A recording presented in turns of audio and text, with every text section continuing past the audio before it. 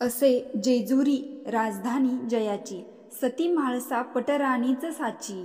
असा थोर मार्तंड राणा मल्हारी, सदा वंदितो देवतो खड्गधारी. येळकोट येळकोट जय मल्हार. ओम श्री मार्तंड भैरवाय नमः. हर हर महादेव. नमस्कार मैत्रिणींनो, स्वागत आहे तुमचे सर्वांचे आपल्या आध्यात्मिक शिवपुराण या चॅनलवरती. या व्हिडिओद्वारे मी तुम्हाला खंडोबा नवरात्रीबद्दल संपूर्ण माहिती सांगणार आहे, ज्याला खरं तर 6 दिवसाचा उत्सव आपल्याला षडरात्र उत्सव असे म्हणतात. तर हा व्हिडिओ थोडासा मोठा आहे, पण मी पूर्ण माहितीपूर्ण व्हिडिओ तुम्हाला दिलेला आहे. तर व्हिडिओ कुठेही न स्किप करता व्हिडिओ पूर्ण पहा. अवघ्या महाराष्ट्राचे कुलदैवत असलेल्या खंडेरायाच्या नवरात्रीबद्दल माहितीचा लाभ घेण्यासाठी, तसेच 2 डिसेंबर ते 7 डिसेंबर या काळामध्ये आपण खंडोबाचे नवरात्री साजरी करणार आहोत. या 6 दिवसामध्ये खंडोबाच्या घटाची स्थापना केली जाते. अखंड दिवा देवासमोर प्रज्वलित केला जातो. यासोबतच मल्हारी सप्तशतीचा पाठ करायचा असतो. देवाला बेल आणि झेंडूची फुले प्रिय असल्यामुळे ती अर्पण असतात. अशी जर आपण घटस्थापना केली, पूजा केली, तर आपल्या संसारातील सर्व अडचणी दूर होतात, अडलेली सर्व कामे मार्गी लागतात. हा व्हिडिओ संपूर्ण पहा आणि कमेंटमध्ये लिहा येळकोट येळकोट जय मल्हार. चला तर मग व्हिडिओला सुरुवात करते. मैत्रिणीनो, मार्गशीर्ष शुक्ल प्रतिपदा ते मार्गशीर्ष शुक्ल षष्ठी, जिला आपण वांगेसट किंवा चंपाषष्ठी या नावाने ओळखतो, या 6 दिवसांच्या दरम्यान दरवर्षी खंडोबा महाराजांचे नवरात्र असतात. खंडोबा महाराजांच्या या दिव्य उत्सवाला देव दीपावली हे देखील नाव आहे. यंदा सोमवार दिनांक 2 डिसेंबर 2024ला मार्गशीर्ष महिना सुरू होत आहे. तर याच दिवशी खंडोबाचे नवरात्र देखील सुरू होतील. यानंतर बरोबर 6व्या दिवशी म्हणजेच यंदाच्या तारखेप्रमाणे 7 डिसेंबर 2024ला शनिवारी चंपाषष्ठी ही नवरात्र समाप्त होईल. मार्तंड भैरव मल्हारी मार्तंड भैरव म्हणजे आपले खंडोबा. 2 डिसेंबर म्हणजे सोमवारपासून खंडोबाचं नवरात्र सुरू होत आहे. तर हे चंपाषष्ठीपर्यंत म्हणजे 7 डिसेंबरपर्यंत आहे.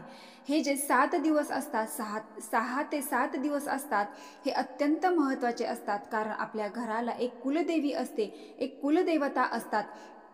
कुलदेवी ही आपली आई असते आणि कुलदैवत हे आपले वडील असतात आणि आपल्याला आपल्या आई वडिलांची सेवा वेळोवेळी करायचीच असते. नवरात्रीमध्ये आपण देवीची भरपूर सेवा करतो, ओटी भरतो, हवन करतो, भरपूर गोष्टी करत असतो, दुर्गा सप्तशतीचा पाठ करतो, अखंड दिवा लावत असतो. पण यांना कधी कधी आपल्याकडून वडिलांची सेवा करणार आहोत आणि अख्ख्या महाराष्ट्राचे कुलदैवत जे आहेत ते खंडोबा आहेत. जेजुरीचे खंडोबा तर त्यांचाच आत्ता नवरात्र आहे.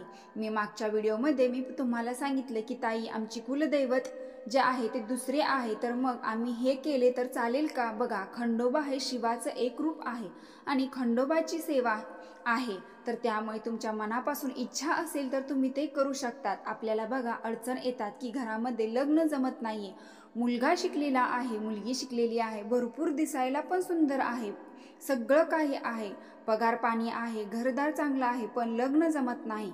काहीतरी अडचणी येतात आणि काहीतरी गोष्टीवरून लग्न जमत नाही, मुलगा होत नाही. दोघं नवरा बायकोंचे रिपोर्ट एकदम नॉर्मल आहेत, तरी पण मुलगा होत नाही. म्हणजे सांसारिक जीवनामध्ये ज्या काही अडचणी आलेल्या आपल्याला येतात, ज्या नवरा बायकोंच्या सुखी संसारामध्ये अडचणी येत असतात, तर त्यांच्यासाठी कधी कधी आपण कुलदेवी किंवा कुलदेवतेचा मान सन्मान करणे विसरतो, त्यांच्या काही गोष्टी विसरत असतो. तर त्यातलाच एक भाग म्हणून खंडोबाचं जर तुम्ही नवरात्र साजरी केलं, अशा प्रकारे तुम्ही खंडोबाचं घट जर बसवलं, हा जर तुमच्या घरी बसवत असतील तर बसवा, नसेल तर आपण फक्त श्री खंडोबा महाराजांचे नामस्मरण, पूजा अर्चना आणि देवघराजवळ एक अखंड दिवा तेवत ठेवावा.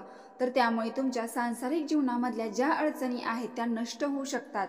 तुम्ही म्हणाला, ताई आतापर्यंत आम्ही बसवले नाही, तर आम्ही काय करू शकतो? बघा, भले तुम्ही घट नाही बसवला तर तुम्ही बघा, आता खंडोबाचा फोटो आहे, नसेल तर भगवान शिवशंकरांची शिवपिंड घेतली आणि त्याची पूजा केली तरी सुद्धा चालेल. बघा, जेजुरीला भगवान शिवाच्या शिवलिंगाची पूजा केली जाते. खंडोबाचे टाक जरी असतील तर त्याची पूजा केली तरी सुद्धा चालेल. आपल्या देवघरामध्ये आपल्या कुलदेवी आणि कुलदेवतेचा टाक किंवा मूर्ती किंवा फोटो असलाच पाहिजे. खूप महत्त्वाची गोष्ट आहे, कारण त्यांच्या मूळ स्थानी जाऊन आपल्याकडून सेवा होत नाही, म्हणून आपल्याला ही सेवा करायची असते. तर बघा, खंडोबाचं जे नवरात्र आहे, तर तुम्ही अगदी घट नाही बसवला, तुम्ही पण मूर्ती ठेवा, फोटो ठेवा आणि सांगितल्याप्रमाणे रोज तुम्ही फुलं वगैरे, हळद जे आहे खंडोबांना भंडारा अर्पण करत असतो तर ते तुम्ही अर्पण करून रोज 6 ते 7 दिवस तुम्ही पूजा करा.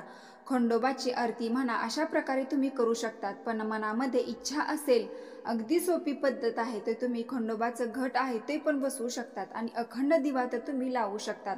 जसं मी नवरात्री सांगितलं होतं की बऱ्याचशा ताई घट बसवत नाहीत, तर मग तुम्ही अखंड दिवा लावू शकतात. जसं मी नवरात्री सांगितलं होतं की अखंड दिवा लावू शकतात. जसं आपण 9 दिवस लावला होता, तसाच हा 2 डिसेंबरपासून 7 डिसेंबरपर्यंत चंपाषष्ठीपर्यंत आपल्याला हा दिवा लावायचा असतो. आता पटकन मी तुम्हाला ही मांडणी कशी करायची ती सांगते. आपल्या घरामध्ये पावित्र्य राखण्यासाठी या दिवशी आपण आपल्या घरामध्ये गंगाजल, गोमूत्र, गुलाबजल किंवा हळदीचे थोडं थोडं पाणीसुद्धा शिंपडू शकतो. यानंतर घरातील ज्येष्ठ मंडळींना नमस्कार करून नवरात्रीची पूजा मांडणी करायची. खंडोबा नवरात्रीची ही पूजा घरातील पुरुष किंवा महिला यापैकी कोणीही मांडू शकतो किंवा पती पत्नी दोघे मिळून मांडणार असतील तरी पण चालेल. त्यासाठी एक पाट किंवा चौरंग घ्यायचा. त्याचबरोबर आपल्याला बसण्यासाठी एक आसन देखील घ्यायचं. पाट किंवा चौरंग मांडून त्याच्या कडेने तुम्ही रांगोळी काढू शकता. श्री खंडोबा प्रसन्न. त्यानंतर माता लक्ष्मीची पावले काढायची आहेत. ओम काढायचा आहे, गोपद्म काढायचा आहे, स्वस्तिक काढायचा आहे. तर नेहमी शुभचिन्हाची जी रांगोळी आहे तर ती आपल्याला शक्यतो काढली पाहिजे. अतिशय डिझाईनच काढण्यापेक्षा ही सोपी पण असते. आता या ठिकाणी या पाटावर किंवा चौरंगावर एकतर तुम्ही पिवळ्या रंगाचे कापड अंथरा किंवा पांढऱ्या रंगाचे कापड असेल तर ते, किंवा आपल्याकडे पांढरे मोठे उपरण असेल ते अंथरलं तरी पण चालेल. म्हणजे काय, खंडोबा महाराजांना भंडारा अतिशय प्रिय आहे आणि खंडोबा महाराजांमध्ये आपण महादेवांचे सुद्धा एक रूप पाहतो. त्यामुळे आसन म्हणून एकतर आपण त्यांना पिवळ्या रंगाचं कापड अंथरू शकतो किंवा पांढऱ्या रंगाचे कापड अंथरू शकतो. यानंतर एक दिवा लावायचा. दिव्याला कुंकू, फूल, अक्षता वाहून नमस्कार करायचा. हे सगळं झालं की त्यानंतर कोणत्याही एका धातूच्या तांब्या घ्यायचा. म्हणजे तुम्ही तांब्याचा, पितळेचा घ्या, तुमच्याकडे असेल तर चांदीचा तांब्या सुद्धा तुम्ही घेऊ शकता. नाहीतर मग यापैकी कोणताही तांब्या नसेल तर कलश मांडणीसाठी तुम्ही साधा स्टीलचा तांब्या घेतला तरी पण चालेल. या कलशाच्या सर्व बाजूंनी हळदी कुंकवाची बोटे लावून घ्यायची आहे, ज्याला आपण नाम ओढून घेणे असे म्हणतो. नंतर या कलशामध्ये स्वच्छ पाणी भरायचं. त्यामध्ये हळद, कुंकू, फूल, अक्षता, 1 रुपयाचं नाणं आणि सुपारी टाकायची. या कलशामध्ये 5 विड्याची किंवा 5 आंब्याची पानं लावून घ्यायची. एक नारळ शेंडी वरती येईल या पद्धतीने कलशावर ठेवायचा. कलश आपण जिथे पकडतो म्हणजेच कलशाच्या मुखाशी आपल्याला लाल पिवळ्या रंगाचा धागा बांधायचा आहे, ज्याला आपण कलावा किंवा रक्षासूत्र म्हणतो.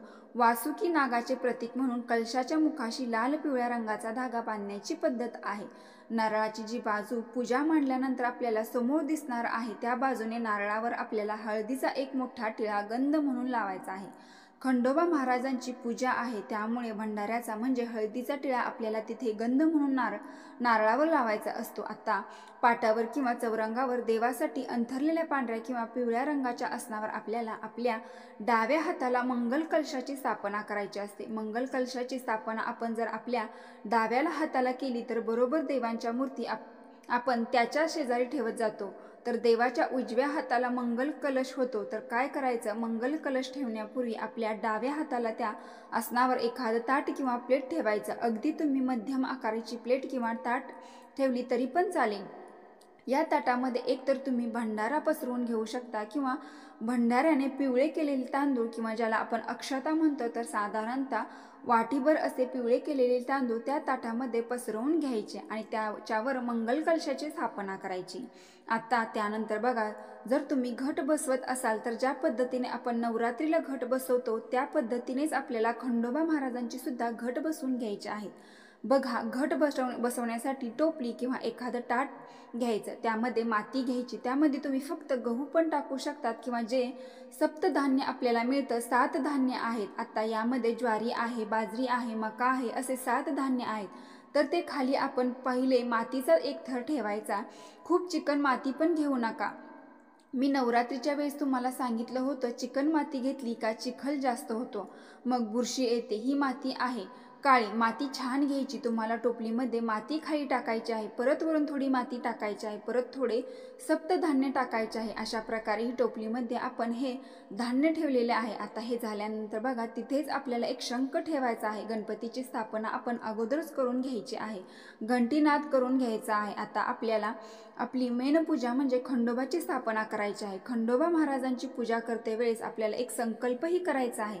सगळ्यात पहिले आपल्याला आचमन करायचं आहे। तर आचमन करताना बघा आपल्या हातामध्ये पाणी घ्यायचं आहे आणि म्हणायचं आहे ओम ऐं आत्मतत्त्वां शोधयामी नमः स्वाहा। हे पाणी आपल्याला पिऊन घ्यायचं आहे आणि परत आपल्या उजव्या हातामध्ये पाणी घ्यायचं आहे आणि म्हणायचं आहे ओम ह्रीं विद्यातत्त्वं शोधयामी नमः स्वाहा। परत हे पाणी पिऊन घ्यायचं आहे आणि परत आपल्याला उजव्या हातामध्ये पाणी घ्यायचं आहे आणि म्हणायचं आहे ओम क्लीं शिवतत्त्वं शोधयामी नमः स्वाहा। नंतर हे पाणी प्यायचं आहे आणि उजव्या हातामध्ये पाणी घ्यायचं आहे आणि म्हणायचं आहे ओम ऐं ह्रीं क्लीं सर्वतत्त्वं शोधयामी नमः स्वाहा। त्यानंतर हे पाणी प्यायचं आहे।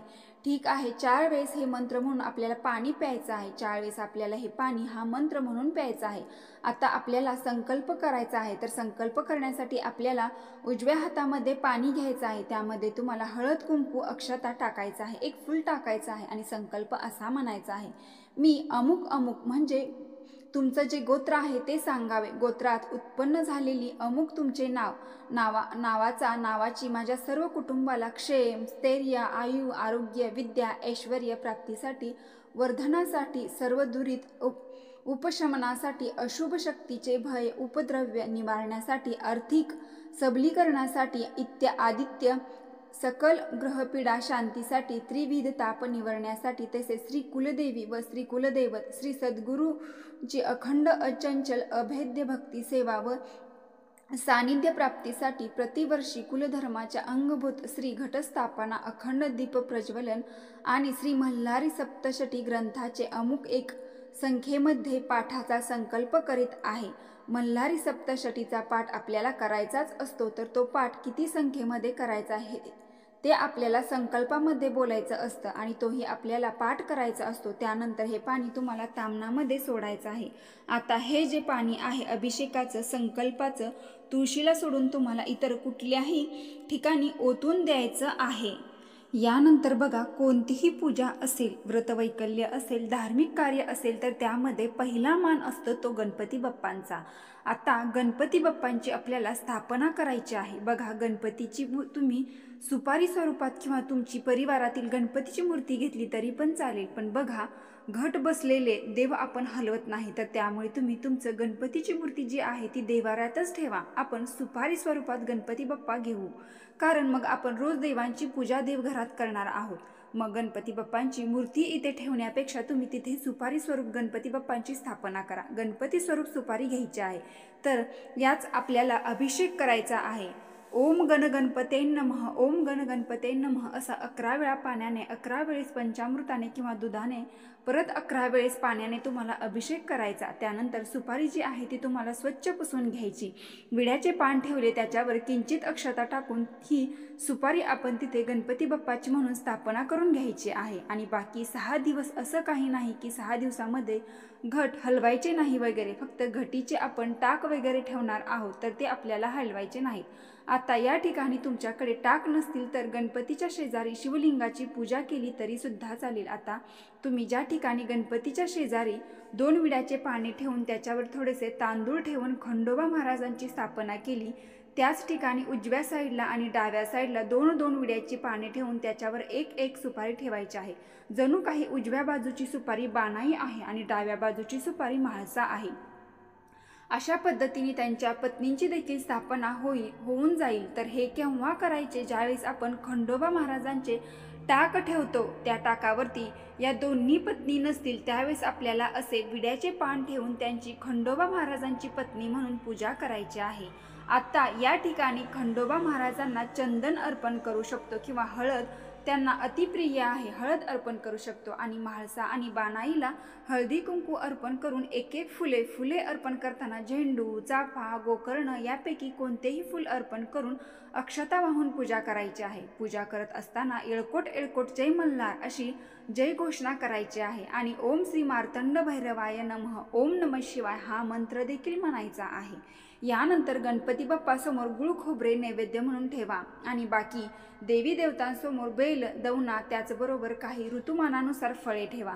सगळ्यात महत्त्वाचे म्हणजे सुक्या खोबऱ्याची एक वाटी घ्यायची आणि त्यामध्ये भरपूर भंडारा भरून तो पूजेसमोर ठेवायचा.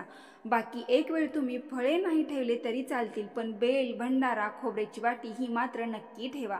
त्यानंतर तिथेच विड्याची 2 पाने ठेवून त्याच्यावर आपल्याला विड्याचे साहित्य म्हणजे खारीक, सुपारी, खोबरं, बदाम, हळकुंड हे सर्व विड्याचे साहित्य असतं. हळकुंड ठेवताना ते नेहमी लेकरूवाळं हळकुंड ठेवायचं. यानंतर शारदीय नवरात्रीप्रमाणे खंडोबा महाराज नवरात्रीला सुद्धा आपल्याला अखंड दिवा प्रज्वलित करायचा असतो. आत्ता थोडक्यात उपवासाच्या बाबतीत सांगते.